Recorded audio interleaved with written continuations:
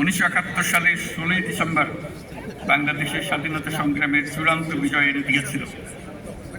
71-এর মুক্তিযুদ্ধে আমাদের সশস্ত্র বাহিনীর অবদান বাংলাদেশের ইতিহাসে স্বর্ণাক্ষরে লেখা থাকবে। সশস্ত্র বাহিনীর প্রিয় সদস্যবৃন্দ, দেশের স্বাধীনতা সার্বভৌমত্ব রক্ষার পাশাপাশি দেশ গঠন ও জাতীয় দুর্যোগ মোকাবেলায় আপনারা সর্বদাই জনগণের পাশে থেকে কাজ করে যাচ্ছেন। 2024-এর ছাত্র জনতার অভ্যুত্থান ও চলমান দেশ পুনর্গঠন ও সংস্কারের কাজেও সশস্ত্র বাহিনী বরাবরের মতোই মানুষের পাশে দাঁড়িয়ে অব্যাহতভাবে দেশের মানুষের আস্থার প্রতিদান দিয়ে যাচ্ছে। আমি বিশ্বাস করি গণতান্ত্রিক ও নিয়মতান্ত্রিক নেতৃত্বের প্রতি অনুগত বাংলাদেশ সশস্ত্র বাহিনী তাদের পেশাগত দক্ষতা ও দেশপ্রেমের সমন্বয়ে দেশের জন্য ত্যাগ ও তৎপরতার এই ধারাবাহিকতা অক্ষুণ্ণ রাখবে। বাংলাদেশের গণতান্ত্রিক উত্তরণে আসন্ন নির্বাচন একটি গুরুত্বপূর্ণ অধ্যায় হিসেবে বিবেচিত হবে। আমার সুদৃঢ় বিশ্বাস এটি নির্বিঘ্ন ও উৎসবমুখর নির্বাচন হবে। এর আয়োজনে সশস্ত্র বাহিনীর সদস্যগণ দক্ষতা ও পেশাদারিত্বের সাথে এই মহান দায়িত্ব পালন করবে। একটি শান্তিপ্রিয় জাতি হিসেবে আমরা সকল বন্ধু রাষ্ট্রের সঙ্গে সম্মানজনক ও শান্তিপূর্ণ সহাবস্থানে বিশ্বাসী। তথাপি যে কোনো আগ্রাসী বহিঃশত্রুর আক্রমণ থেকে দেশের সার্বভৌমত্ব রক্ষার জন্য আমাদেরকে সদা প্রস্তুত ও সংকল্পবদ্ধভাবে থাকতে হবে।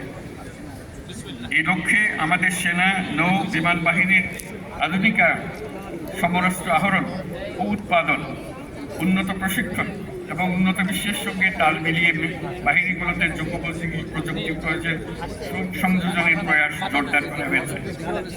তবে দুঃখের সাথে বলতে হয় যে ফ্যাসিস্ট আমলে আমাদের বাহিনীগুলোর দক্ষতা বজায় ও বৃদ্ধির বিষয়টি উপেক্ষিত ছিল। অন্তর্বর্তীকালীন সরকার সকল বাহিনীর সক্ষমতা বৃদ্ধিতে ব্যাপক উদ্যোগ গ্রহণ করেছে। একই সাথে দেশরক্ষা ও জনকল্যাণমূলক কাজে ব্যাপক সংখ্যক ছাত্র ও যুব সম্প্রদায়কে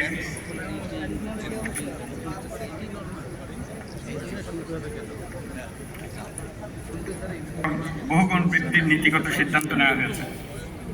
আমাদের এইসব পদক্ষেপ দেশের প্রতিরক্ষা সক্ষমতাকে একটি নতুন পর্যায়ে উন্নীত করেছে। অভ্যাগত অতিথিবৃন্দ, বিগত 37 বছরে জাতিসংঘে আমাদের শান্তিরক্ষীরা সফলতার সঙ্গে 43টি দেশে 63টি মিশন সম্পন্ন করেছে। বর্তমানেও বিশ্বের বিভিন্ন প্রান্তে 10টি মিশনে আমাদের শান্তিরক্ষীরা নিয়োজিত আছেন। বাংলাদেশ বর্তমানে অন্যতম বৃহৎ নারী শান্তিরক্ষী প্রেরণকারী দেশ হিসেবেও বিশ্বে পরিচিতি লাভ করেছে। এছাড়াও সম্প্রতি কাতার ও বাংলাদেশ সশস্ত্র বাহিনীর মধ্যে প্রেষণে জনবল নিয়োগের একটি চুক্তি স্বাক্ষরিত হয়েছে, যা বিশ্ব শান্তি ও নিরাপত্তার বৈশ্বিক প্রচেষ্টায় একটি দায়িত্বশীল ও নির্ভরযোগ্য নাম হিসেবে বাংলাদেশের জন্য একটি গৌরবময় স্বীকৃতি। এই জন্য আমি সশস্ত্র বাহিনীর সদস্যদের আন্তরিক ধন্যবাদ জানাই।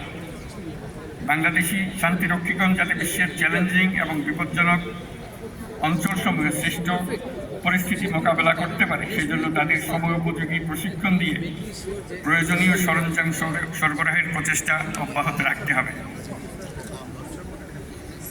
প্রিয় অতিথিবৃন্দ, অগ্রহায়ণের এই বিকেলে উৎসবমুখর পরিবেশে আপনাদের সাথে দেখা হওয়ায় আমি অত্যন্ত আনন্দিত। আপনাদের উপস্থিতি আজকের এই মহতী অনুষ্ঠানকে প্রাণবন্ত ও মহিমান্বিত করেছে।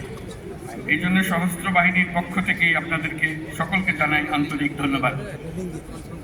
আমি সশস্ত্র বাহিনীর সকল সদস্য ও তাদের পরিবারবর্গের সুখ, শান্তি ও কল্যাণ কামনা করছি। আমরা সবাই যেন দেশের উন্নয়ন ও অগ্রযাত্রা ঐক্যবদ্ধভাবে কাজ করে যেতে পারি, সে আশাবাদ ব্যক্ত করছি। Now I take the privilege to thank Excellence অনুষ্ঠানে অংশগ্রহণের জন্য অশেষ ধন্যবাদ জানাচ্ছি। মহান আল্লাহ আমাদের সহায়ক। আল্লাহ হাফেজ। ধন্যবাদ।